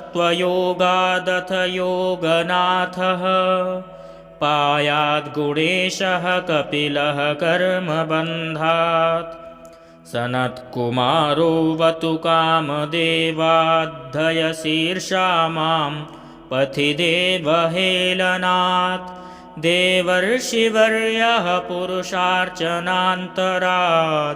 कूर्मो हरिर्मां निरयादशेषात् धन्वन्तरिर्भगवान् पात्वपथ्याद् वन्द्वाद्भयादृषभो निर्जितात्मा यज्ञश्च लोकादवताञ्जनान्ताद् बलो गणात् क्रोधवशादहीन्द्रः द्वैपायनो भगवान् प्रबोधात् बुद्धस्तु पाखण्डगणप्रमादात् कल्किः कलेः कालमलात् प्रपातो धर्मावनायोरुकृतावतारः मां केशवो गदया प्रातरव्याद् गोविन्द आसङ्गवमात्तवेणुः नारायणः प्राण उदात्तशक्तिर्मध्याह्नदिने विष्णुररीन्द्रपाणिः देवोपराह्ने मधुहोग्रधन्वा सायं त्रिधामावतु माधवो मां दोषे ऋषिकेश उतार्धरात्रे निशीथ एकोऽवतु पद्मनाभः श्रीवत्सधामा पररात्र ईशः प्रत्यूष ईशोऽसिधरो जनार्दनः दामोदरो व्यादनुसन्ध्यं प्रभाते विश्वेश्वरो भगवान् कालमूर्तिः चक्रं युगान्तानलतिग्मनेमि भ्रमत्समन्ताद्भगवत्प्रयुक्तं दन्दग्धिदन्दग्ध्यरिसैन्यमाशु कक्षं यथा वातसखो हुताशः गदेशनिस्पर्शनविस्फुलिङ्गे निष्पिण्ड्यजितप्रियासि कूष्माण्डवैनायकयक्षरक्षो भूतग्रहाश्चूर्णय चूर्णयारीन् त्वं यातु धानप्रमथप्रेतमात्री पिशाच विप्रग्रहघोरदृष्टीन् दरेन्द्रविद्रावय कृष्णपूरितो भीमस्वनोरेर्हृदयानि कम्पयन् त्वं तिग्मधारा शिवरारिसैन्य मीशप्रयुक्तो मम छिन्धि छिन्धि चक्षुंषि चर्मं क्षतचन्द्रछादय द्विषामघूनां हर पापचक्षुषाम् यन्नो भयं ग्रहेभ्यो भूत्केतुभ्यो नृभ्य एव च सरीसृपेभ्यो दंष्ट्रिभ्यो भूतेभ्यो होभ्य एव च सर्वाण्येतानि भगवान् नामरूपास्त्रकीर्तनात् प्रयान्तु संक्षयं सद्यो येनः श्रेयः प्रतीपकाः गरुडो भगवान् स्तोत्रस्तोभश्छन्दोमयः प्रभुः रक्षत्वशेषकृच्छ्रेभ्यो विश्वक्सेनः स्वनामभिः सर्वापद्भ्यो हरेर्नाम रूपयानायुधानिनः बुद्धीन्द्रियमनः प्राणान् पान्तु पार्षदभूषणाः यथा हि भगवानेव वस्तुतः सदसच्चयत् सत्येनानेन नः सर्वे यान्तु नाशमुपद्रवाः यथैकात्मानुभावानां विकल्परहितः स्वयं भूषणायुधलिङ्गाख्या धत्ते शक्तिः स्वमायया तेनैव सत्यमानेन सर्वज्ञो भगवान् हरिः पातु सर्वैः स्वरूपैर्नः सदा सर्वत्र सर्वगः विदिक्षु दिक्षूर्ध्वमधः समन्ता दन्तर्बहिर्भगवान् नारसिंहः प्रहापयं लोकभयं स्वनेन स्वतेजसा ग्रस्तसमस्ततेजाः मघवन्निदमाख्यातं वर्मनारायणात्मकं विजेष्यस्यञ्जसा येन दंशितोऽसुरयूथपान् एतद्धारयमाणस्तु यं यं पश्यति चक्षुषा पदा वा संस्पृशेत् सद्यः साध्वसात् स विमुच्यते न कुतश्चिद्भयं तस्य विद्यां धारयतो भवेत् राजदस्युग्रहादिभ्यो व्याघ्रादिभ्यश्च कर्हि चेत् इमां विद्यां पुरा कश्चित् कौशिको धारयन् द्विजः योगधारणया स्वाङ्गं जहौ स मरुधन्वनि तस्योपरि विमानेन गन्धर्वपतिरेकदा ययौ चित्ररथः स्त्रीभिर्वृत्तो यत्र द्विजक्षयः गगनान्यपतत्सद्यः स विमानो ह्यवाक्षिराः स बालखिल्यवचनादस्थीन्यादाय विस्मितः प्रास्य प्राची सरस्वत्यां स्नात्वा धाम स्वमन्वगात् श्रीशुक उवाच य इदं शृणुयात् काले यो धारयति चादृतः तं नमस्यन्ति भूतानि मुच्यते सर्वतो भयात् एतां विद्यामधिगतो विश्वरूपाच्छतक्रतुः त्रैलोक्यलक्ष्मीं बुभुजे विनिर्जित्य मृधे सुरान् राजोवाच यया गुप्तः सहस्राक्षः सवाहान् रिपुसैनिकान् क्रीडन्निव विनिर्जित्य त्रिलोक्या बुभुजे श्रियम् भगवंस्तन्ममाख्याहि वर्मनारायणात्मकम् यथा ततायिनः शत्रून् येन गुप्तो जयन्मृधे श्रीशुक उवाच विरतः पुरोहितस्त्वाष्ट्रो महेन्द्रायानुपृच्छते नारायणाख्यं वर्माः तदिहैकमनाः शृणु विश्वरूप उवाच धौताङ्घ्रिपाणिराचम्य स पवित्र उदङ्मुखः कृतस्वाङ्गकरन्यासो मन्त्राभ्यां वाग्यतः शुचिः नारायणमयं वर्म सन्नह्येद्भयागते पादयोर्जानुनोरुर्वोरुधरे हृद्यथोरसि मुखे शिरस्यानुपूर्व्योदोङ्कारादीनि विन्यसेत् ॐ नमो नारायणायेति विपर्ययमथापि वा करन्यासं ततः कुर्याद्वादशाक्षरविद्यया प्राणवादियकारान्तमङ्गुल्यङ्गुष्ठपर्वसु न्यसेद्धृदय ओङ्कारं विकारमनुमूर्धनि शकारं तु भ्रुवोर्मध्ये णकारं शिखया दिशेत् वेकारं नेत्रयोर्युञ्ज्यान्नकारं सर्वसन्धिषु मकारमस्त्रिमुद्दिश्य मन्त्रमूर्तिर्भवेद्बुधः सविसर्गं फडन्तं तत्सर्वदिक्षु विनिर्दिशेत् ॐ विष्णवे नम इति आत्मानं परमं ध्यायेद्धेयं षट्शक्तिभिर्युतं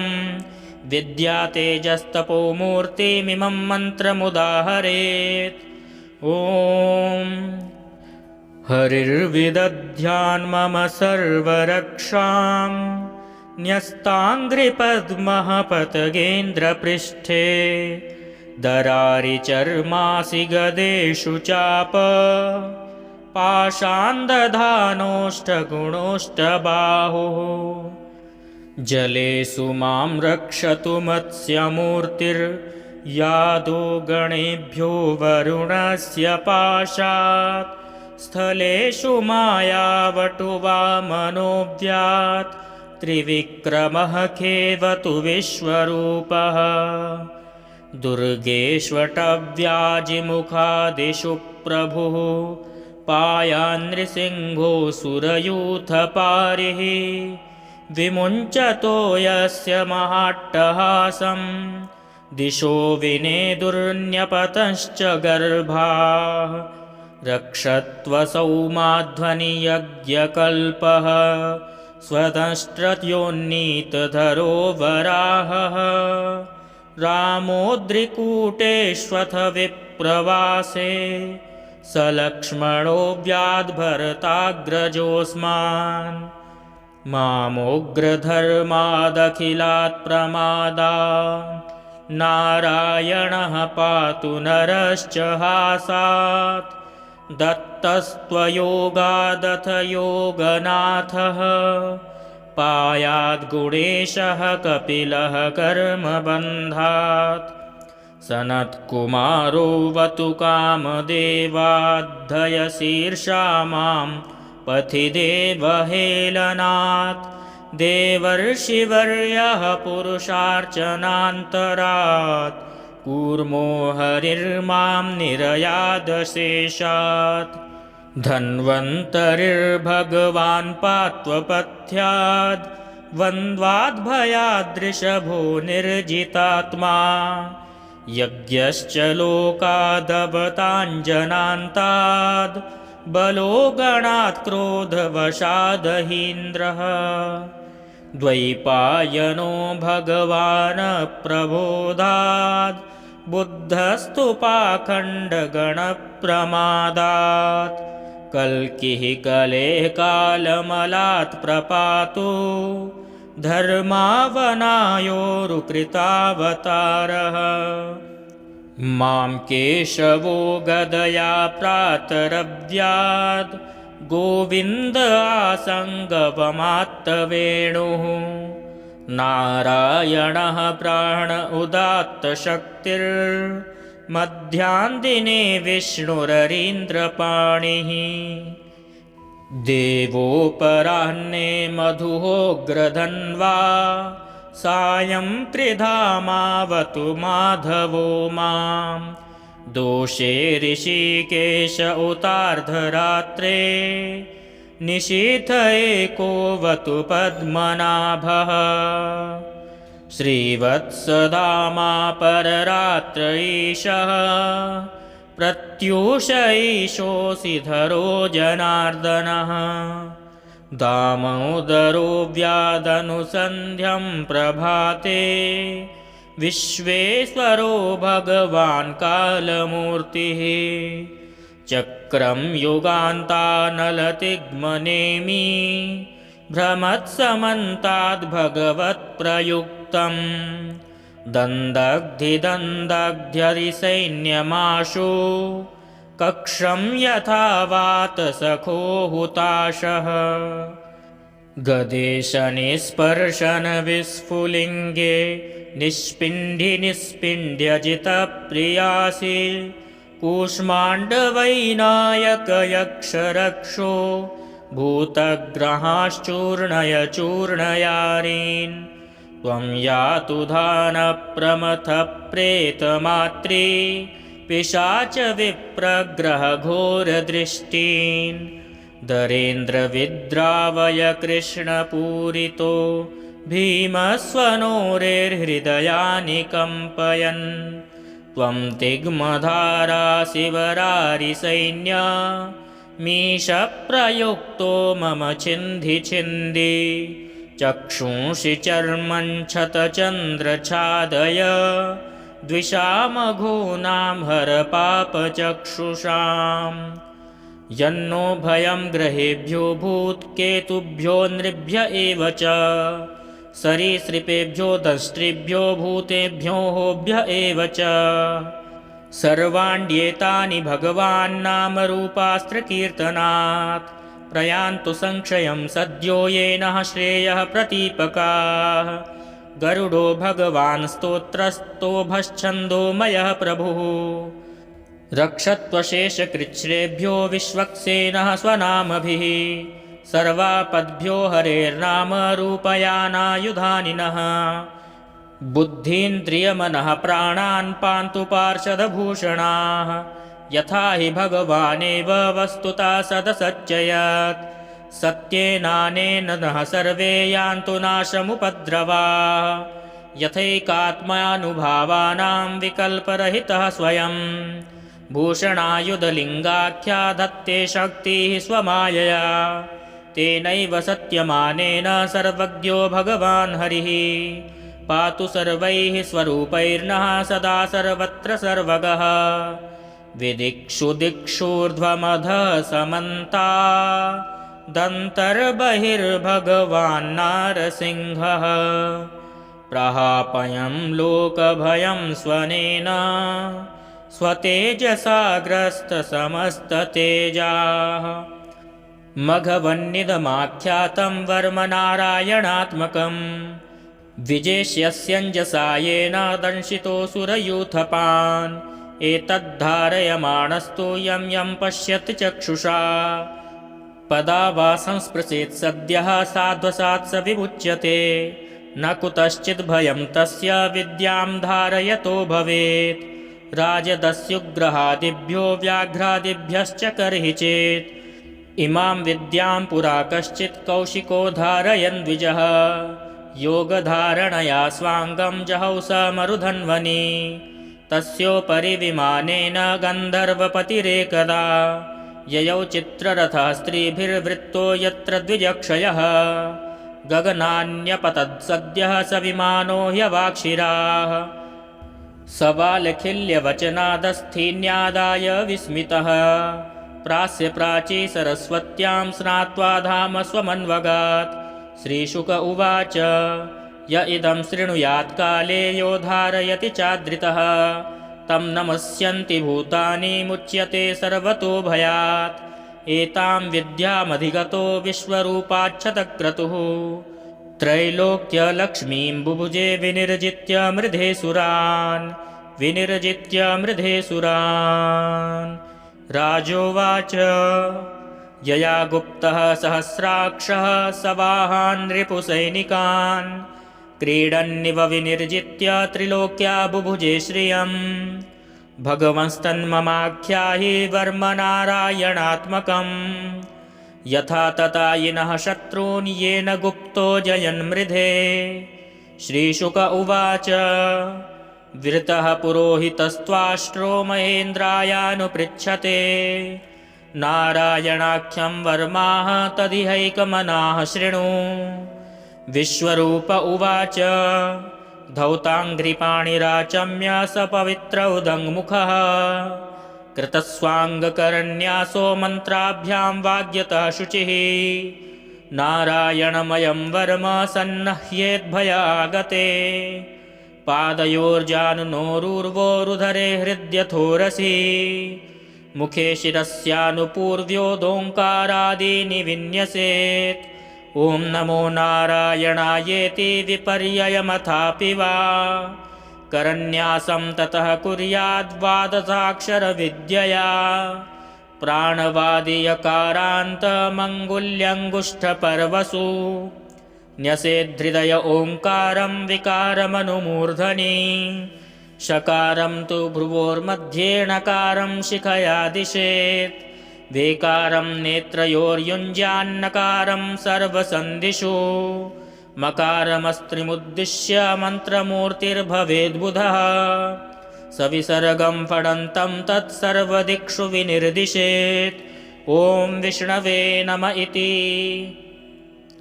आत्मानं परमं ध्यायेद्धेयं षट्शक्तिभिर्युतं विद्या तेजस्तपो मूर्तिमिमं मन्त्रमुदाहरेत् ॐ हरिर्विदध्यान्मम सर्वरक्षां न्यस्ताङ्घ्रिपद्मः पतगेन्द्रपृष्ठे दरारिचर्मासि गदेषु चाप पाषाण्दधानोष्ठगुणोष्ठबाहुः जलेषु मां रक्षतु मत्स्यमूर्तिर्यादो गणेभ्यो वरुणस्य पाशात् स्थलेषु मायावटुवामनोऽव्यात् त्रिविक्रमः खेवतु विश्वरूपः दुर्गेष्वटव्याजिमुखादिषु प्रभुः पायान्नृसिंहोऽसुरयूथपारिः विमुञ्चतो यस्य महाट्टहासं दिशो विनेदुर्न्यपतश्च गर्भाः रक्षत्वसौ माध्वनियज्ञकल्पः स्वतष्ट्रयोन्नीतधरो वराहः रामोद्रिकूटेष्वथ विप्रवासे स लक्ष्मणो व्याद्भरताग्रजोऽस्मान् मामोग्रधर्मादखिलात् प्रमादात् नारायणः पातु नरश्च हासात् दत्तस्त्वयोगादथ योगनाथः पायाद्गुणेशः कपिलः कर्मबन्धात् सनत्कुमारो वतु कामदेवाद्धयशीर्षा मां पथि देवहेलनात् देवर्षिवर्यः पुरुषार्चनान्तरात् कूर्मो हरिर्मां निरयादशेषात् धन्वन्तरिर्भगवान् पात्वपथ्याद् द्वन्द्वाद्भयादृशभो निर्जितात्मा यज्ञश्च लोकादवताञ्जनान्ताद् बलो गणात् क्रोधवशादहीन्द्रः द्वैपायनो भगवान् प्रबोधात् बुद्धस्तु पाखण्डगणप्रमादात् कल्किः कलेः कालमलात् प्रपातो धर्मावनायोरुकृतावतारः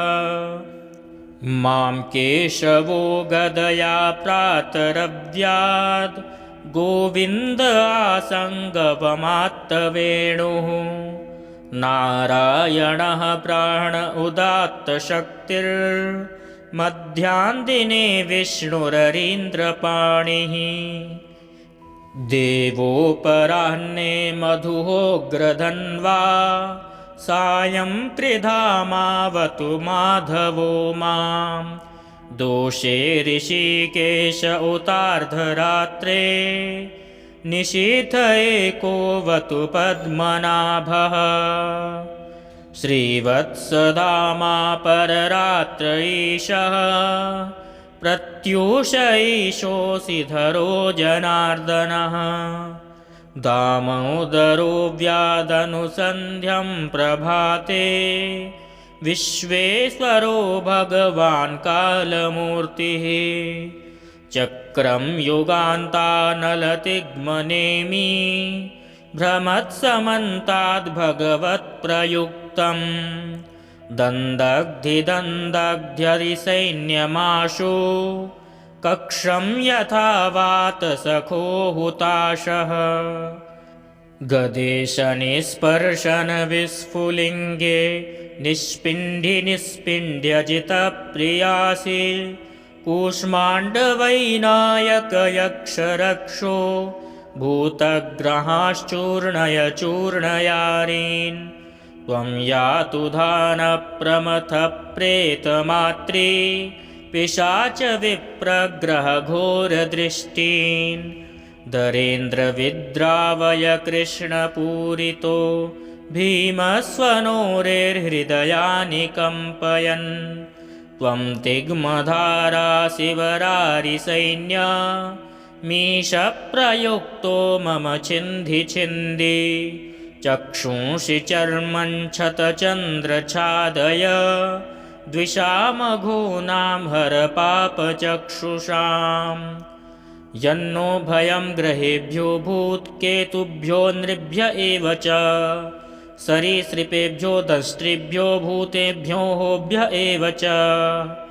सर्वाण्येतानि भगवान् नामरूपास्त्रकीर्तनात् प्रयान्तु संक्षयं सद्यो येनः श्रेयः प्रतीपकाः गरुडो भगवान् स्तोत्रस्तोभश्छन्दोमयः प्रभुः रक्षत्वशेषकृच्छ्रेभ्यो विश्वक्सेनः स्वनामभिः सर्वापद्भ्यो हरेर्नाम रूपयानायुधानिनः बुद्धीन्द्रियमनः प्राणान् पान्तु पार्षदभूषणाः यथा हि भगवानेव वस्तुतः सदसच्चयत् सत्येनानेन नः सर्वे यान्तु नाशमुपद्रवाः यथैकात्मानुभावानां विकल्परहितः स्वयं भूषणायुधलिङ्गाख्या धत्ते शक्तिः स्वमायया तेनैव सत्यमानेन सर्वज्ञो भगवान् हरिः पातु सर्वैः स्वरूपैर्नः सदा सर्वत्र सर्वगः विदिक्षु दिक्षूर्ध्वमधः समन्ता दन्तर्बहिर्भगवान् नारसिंहः प्रहापयं लोकभयं स्वनेन स्वतेजसा ग्रस्तसमस्ततेजाः मघवन्निदमाख्यातं वर्मनारायणात्मकं विजेष्यस्यञ्जसा येन दंशितोऽसुरयूथपान् एतद्धारयमाणस्तु यं यं पश्यति चक्षुषा पदा वा संस्पृशेत् सद्यः साध्वसात् स विमुच्यते न कुतश्चिद्भयं तस्य विद्यां धारयतो भवेत् राजदस्युग्रहादिभ्यो व्याघ्रादिभ्यश्च कर्हि चेत् इमां विद्यां पुरा कश्चित् कौशिको धारयन् द्विजः योगधारणया स्वाङ्गं जहौ स मरुधन्वनी तस्योपरि विमानेन गन्धर्वपतिरेकदा ययौ चित्ररथः स्त्रीभिर्वृत्तो यत्र द्विजक्षयः गगनान्यपतत्सद्यः स विमानो ह्यवाक्षिराः स बालखिल्यवचनादस्थीन्यादाय विस्मितः प्रास्य प्राची सरस्वत्यां स्नात्वा धाम स्वमन्वगात् श्रीशुक उवाच य इदं शृणुयात् काले यो धारयति चादृतः तं नमस्यन्ति भूतानि मुच्यते सर्वतो भयात् एतां विद्यामधिगतो विश्वरूपाच्छतक्रतुः त्रैलोक्यलक्ष्मीं बुभुजे विनिर्जित्य मृधे सुरान् राजोवाच यया गुप्तः सहस्राक्षः सवाहान् रिपुसैनिकान् क्रीडन्निव विनिर्जित्य त्रिलोक्या बुभुजे श्रियम् भगवंस्तन्ममाख्याहि वर्मनारायणात्मकम् यथा ततायिनः शत्रून् येन गुप्तो जयन्मृधे श्रीशुक उवाच विरतः पुरोहितस्त्वाष्ट्रो महेन्द्रायानुपृच्छते नारायणाख्यं वर्माः तदिहैकमनाः शृणु विश्वरूप उवाच धौताङ्घ्रिपाणिराचम्य स पवित्र उदङ्मुखः कृतस्वाङ्गकरन्यासो मन्त्राभ्यां वाग्यतः शुचिः नारायणमयं वर्म सन्नह्येद्भयागते पादयोर्जानुनोरुर्वोरुधरे हृद्यथोरसि मुखे शिरस्यानुपूर्व्योदोङ्कारादीनि विन्यसेत् ॐ नमो नारायणायेति विपर्ययमथापि वा करन्यासं ततः कुर्याद्वादशाक्षरविद्यया प्राणवादियकारान्तमङ्गुल्यङ्गुष्ठपर्वसु न्यसेद्धृदय ओङ्कारं विकारमनुमूर्धनि शकारं तु भ्रुवोर्मध्ये णकारं शिखया दिशेत् वेकारं नेत्रयोर्युञ्ज्यान्नकारं सर्वसन्धिषु मकारमस्त्रिमुद्दिश्य मन्त्रमूर्तिर्भवेद्बुधः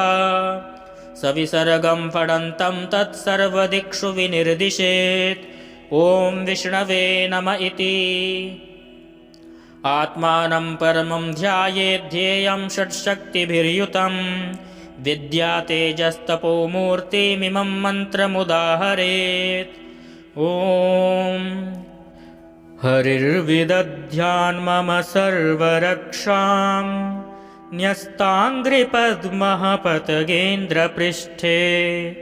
दरारिचर्मासि गदेषु चाप पाषाण्दधानोष्ठगुणोष्ठबाहुः जलेषु मां रक्षतु मत्स्यमूर्तिर्यादो गणेभ्यो वरुणस्य पाशात् स्थलेषु मायावटुवामनोऽव्यात् त्रिविक्रमः खेवतु विश्वरूपः दुर्गेष्वटव्याजिमुखादिषु प्रभुः पायान्नृसिंहोऽसुरयूथपारिः विमुञ्चतो यस्य महाट्टहासं दिशो विनेदुर्न्यपतश्च गर्भाः रक्षत्वसौ माध्वनियज्ञकल्पः स्वतष्ट्रयोन्नीतधरो वराहः रामोद्रिकूटेष्वथ विप्रवासे स लक्ष्मणो व्याद्भरताग्रजोऽस्मान् मामोग्रधर्मादखिलात् प्रमादात् नारायणः पातु नरश्च हासात् दत्तस्त्वयोगादथ योगनाथः पायाद्गुणेशः कपिलः कर्मबन्धात् सनत्कुमारो वतु कामदेवाद्धयशीर्षा मां पथि देवहेलनात् देवर्षिवर्यः पुरुषार्चनान्तरात् कूर्मो हरिर्मां निरयादशेषात् धन्वन्तरिर्भगवान् पात्वपथ्याद् वन्द्वाद्भयादृषभो निर्जितात्मा यज्ञश्च लोकादवताञ्जनान्ताद् बलो गणात् क्रोधवशादहीन्द्रः द्वैपायनो भगवान् प्रबोधात् बुद्धस्तु पाखण्डगणप्रमादात् कल्किः कलेः कालमलात् प्रपातो धर्मावनायोरुकृतावतारः मां केशवो गदया प्रातरव्याद् गोविन्द आसङ्गवमात्तवेणुः नारायणः प्राण उदात्तशक्तिर्मध्याह्नदिने विष्णुररीन्द्रपाणिः देवोपराह्ने मधुहोग्रधन्वा सायं त्रिधामावतु माधवो मां दोषे ऋषिकेश उतार्धरात्रे निशीथ एकोऽवतु पद्मनाभः श्रीवत्सधामा पररात्र ईशः प्रत्यूष ईशोऽसिधरो जनार्दनः दामोदरो व्यादनुसन्ध्यं प्रभाते विश्वेश्वरो भगवान् कालमूर्तिः चक्रं युगान्तानलतिग्मनेमि भ्रमत्समन्ताद् भगवत्प्रयुक्तं दन्दग्धिदन्दग्ध्यरिसैन्यमाशु कक्षं यथा वातसखो हुताशः गदेशनिस्पर्शनविस्फुलिङ्गे निष्पिण्ड्यजितप्रियासि कूष्माण्डवैनायकयक्षरक्षो भूतग्रहाश्चूर्णय चूर्णयारीन् त्वं यातु धानप्रमथप्रेतमात्री पिशाच विप्रग्रहघोरदृष्टीन् दरेन्द्रविद्रावय कृष्णपूरितो भीमस्वनोरेर्हृदयानि कम्पयन् त्वं तिग्मधारा शिवरारिसैन्य मीशप्रयुक्तो मम छिन्धि छिन्धि चक्षुंषि चर्मं क्षतचन्द्रछादय द्विषामघूनां हर पापचक्षुषाम् यन्नो भयं ग्रहेभ्यो भूत्केतुभ्यो नृभ्य एव च सरीसृपेभ्यो दंष्ट्रिभ्यो भूतेभ्यो होभ्य एव च सर्वाण्येतानि भगवान् नामरूपास्त्रकीर्तनात् प्रयान्तु संक्षयं सद्यो येनः श्रेयः प्रतीपकाः गरुडो भगवान् स्तोत्रस्तोभश्छन्दोमयः प्रभुः रक्षत्वशेषकृच्छ्रेभ्यो विश्वक्सेनः स्वनामभिः सर्वापद्भ्यो हरेर्नाम रूपयानायुधानिनः बुद्धीन्द्रियमनः प्राणान् पान्तु पार्षदभूषणाः यथा हि भगवानेव वस्तुतः सदसच्चयत् सत्येनानेन नः सर्वे यान्तु नाशमुपद्रवाः यथैकात्मानुभावानां विकल्परहितः स्वयं भूषणायुधलिङ्गाख्या दत्ते शक्तिः स्वमायया तेनैव सत्यमानेन सर्वज्ञो भगवान् हरिः पातु सर्वैः स्वरूपैर्नः सदा सर्वत्र सर्वगः विदिक्षु दिक्षूर्ध्वमधः समन्ता दन्तर्बहिर्भगवान् नारसिंहः प्रहापयं लोकभयं स्वनेन स्वतेजसा ग्रस्तसमस्ततेजाः मघवन्निदमाख्यातं वर्मनारायणात्मकं विजेष्यस्यञ्जसा येन दंशितोऽसुरयूथपान् एतद्धारयमाणस्तु यं यं पश्यति चक्षुषा पदा वा संस्पृशेत् सद्यः साध्वसात् स विमुच्यते न कुतश्चित् भयं तस्य विद्यां धारयतो भवेत् राजदस्युग्रहादिभ्यो व्याघ्रादिभ्यश्च कर्हि चेत् इमां विद्यां पुरा कश्चित् कौशिको धारयन् द्विजः योगधारणया स्वाङ्गं जहौ स मरुधन्वनि तस्योपरि विमानेन गन्धर्वपतिरेकदा ययौ चित्ररथः स्त्रीभिर्वृत्तो यत्र द्विजक्षयः गगनान्यपतत्सद्यः स विमानो ह्यवाक्षिराः स बालखिल्यवचनादस्थीन्यादाय विस्मितः प्रास्य प्राची सरस्वत्यां स्नात्वा धाम स्वमन्वगात् श्रीशुक उवाच य इदं शृणुयात् काले यो धारयति चादृतः तं नमस्यन्ति भूतानि मुच्यते सर्वतो भयात् एतां विद्यामधिगतो विश्वरूपाच्छतक्रतुः त्रैलोक्यलक्ष्मीं बुभुजे विनिर्जित्य मृधे सुरान् इति श्रीमद्भागवतमहापुराणे पारमहंस्यां संहितायां षष्ठस्कन्धे नारायणवर्मकथनं नाम अष्टमोऽध्यायः। श्रीनारायणार्पणमस्तु।